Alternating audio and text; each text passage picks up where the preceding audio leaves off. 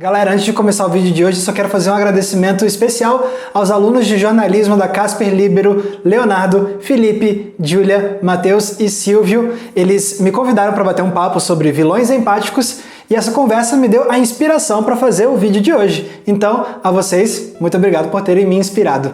E agora sim, vamos para o nosso vídeo de hoje.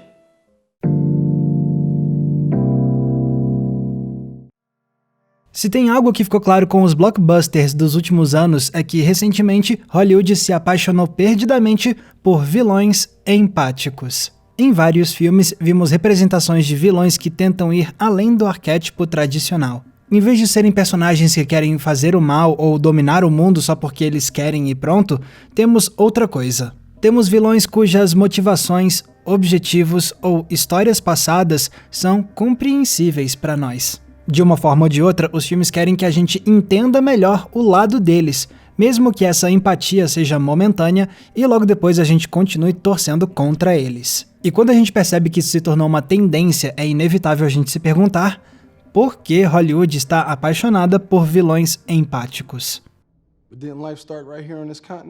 Antes de mais nada, é importante a gente definir um pouco melhor o que diferencia um vilão empático de um vilão tradicional. Basicamente, o vilão tradicional é aquele personagem completamente malvado com quem a gente supostamente não deve se identificar em momento algum.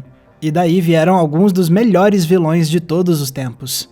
Hannibal Lecter, Annie Wilkes, Michael Myers, Scar, Hans Gruber, a Bruxa Má do Oeste, Anton Chigurh, entre muitos outros. Já vilões empáticos continuam sendo vilões, só que com áreas mais cinzentas, digamos assim.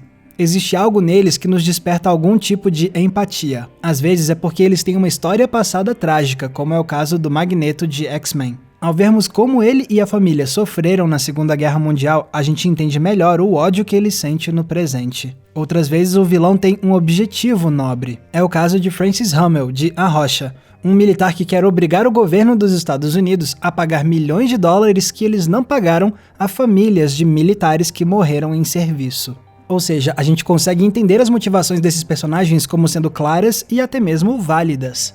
O problema é que as ações deles é que vão fazer a gente não concordar com esses caras. O Magneto usa o ódio dele como um ponto de partida para querer aniquilar os humanos. E qual é a forma do Hummel de A Rocha de obrigar o governo a pagar as famílias dos militares? Tomar turistas como reféns e ameaçar um ataque terrorista em São Francisco.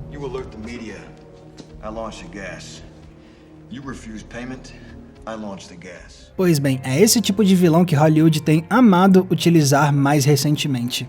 Mas é importante frisar que isso não é novidade alguma. Já faz décadas que encontramos no cinema exemplos de vilões que causam empatia e que são muito marcantes. O Darth Vader, por exemplo, passa a maior parte da trilogia original sendo um vilão à moda antiga mesmo, mas no final ele se redime, ajuda o herói e morre como um personagem empático.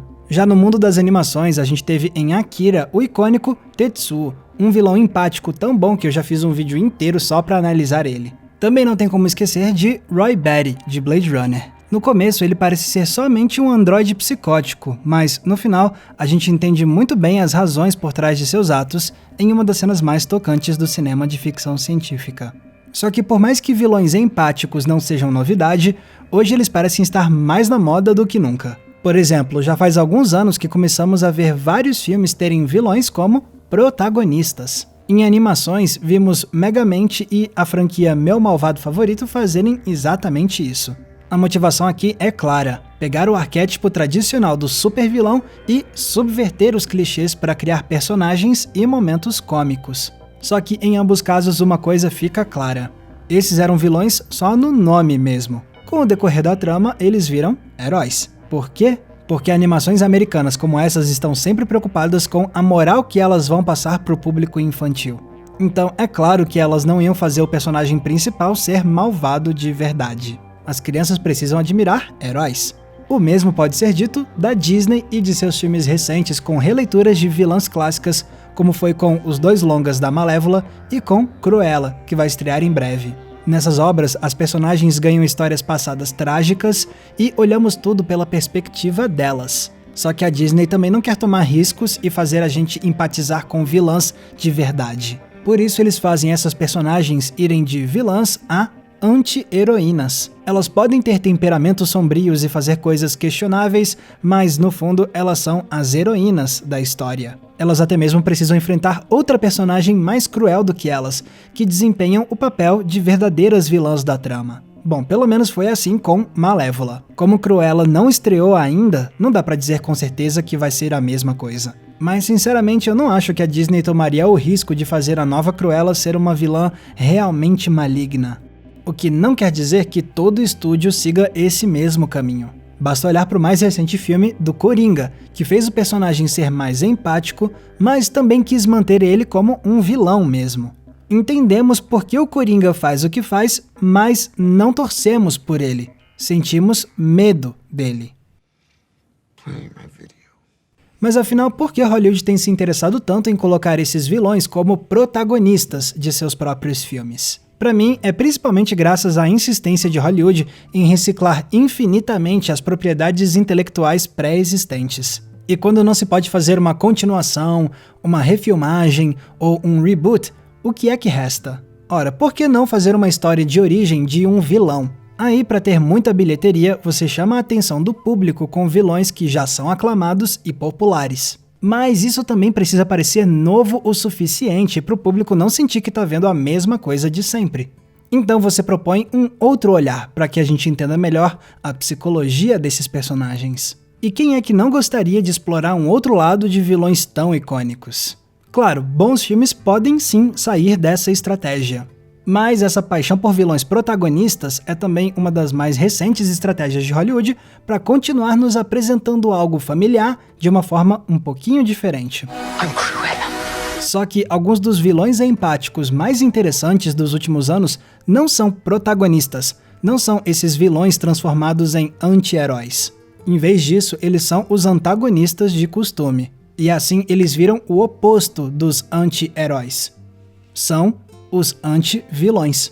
Sim, eles ainda estão lá para atrapalhar a vida dos heróis e para cometer atos maléficos. Mas eles também têm motivações, objetivos e momentos que mostram que eles não são completamente malignos. Digamos assim, se o anti-herói é o bonzinho com um pouco de mal dentro dele, o anti-vilão é o malvado com um pouco de bom dentro dele.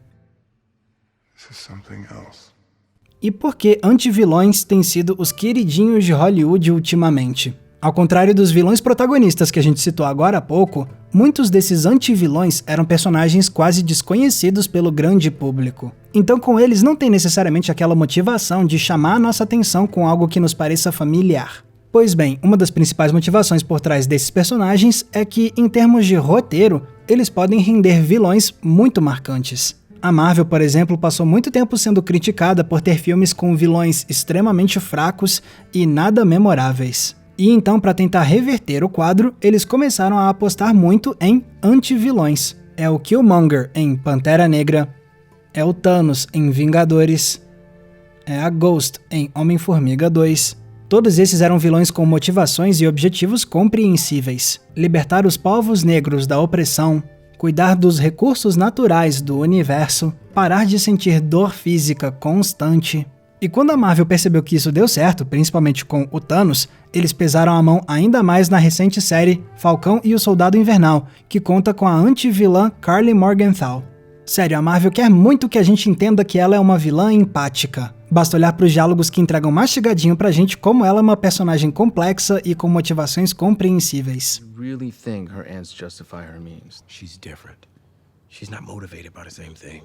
E de fato, escrever um personagem assim pode ser um desafio muito instigante. Afinal, quando você escreve um vilão empático, você quebra com o maniqueísmo clássico que dita que só existem dois lados totalmente separados, o bem e o mal. Vilões empáticos têm chances de serem ricos dramaticamente e de parecerem mais humanizados, já que eles têm os mesmos tipos de conflitos e de contradições morais que nós reconhecemos em nós mesmos e nas pessoas ao nosso redor. Além disso, vilões empáticos podem ter outros pontos fortes. É como aponta o Wisecrack em um ótimo vídeo sobre a evolução dos vilões no cinema. Estudos recentes nos Estados Unidos mostram que americanos hoje desconfiam mais do que nunca em grandes sistemas da sociedade. Governo, polícia, corporações, mídia, e isso tudo é refletido no cinema. Só que agora até mesmo os vilões estão expressando críticas que muitos de nós mesmos fazemos. Críticas ao desequilíbrio ambiental, críticas à opressão racial, críticas aos políticos e empresários. Se antes os vilões clássicos representavam a ameaça que deveríamos enfrentar como sociedade, hoje já é um pouco diferente. Hoje muitos vilões empáticos querem resolver os mesmos problemas sociais que nós queremos resolver. E isso pode criar um laço emocional mais forte entre eles e o público.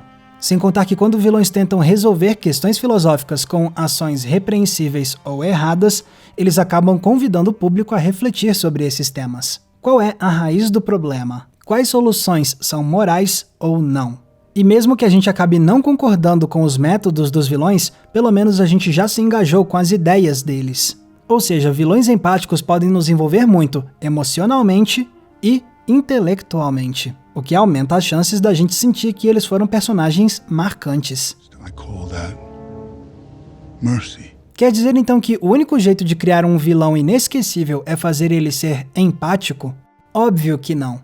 O que não faltam são exemplos de vilões tradicionais, não empáticos e que funcionam perfeitamente em suas histórias. Sem contar que empatia não é essencial para a gente gostar de um vilão de cinema. É como aponta o canal The Take em um vídeo recente sobre esse tema. Muitos vilões a gente ama não apesar da maldade deles, mas sim por causa da maldade deles. Às vezes a gente só quer ver o circo pegar fogo mesmo.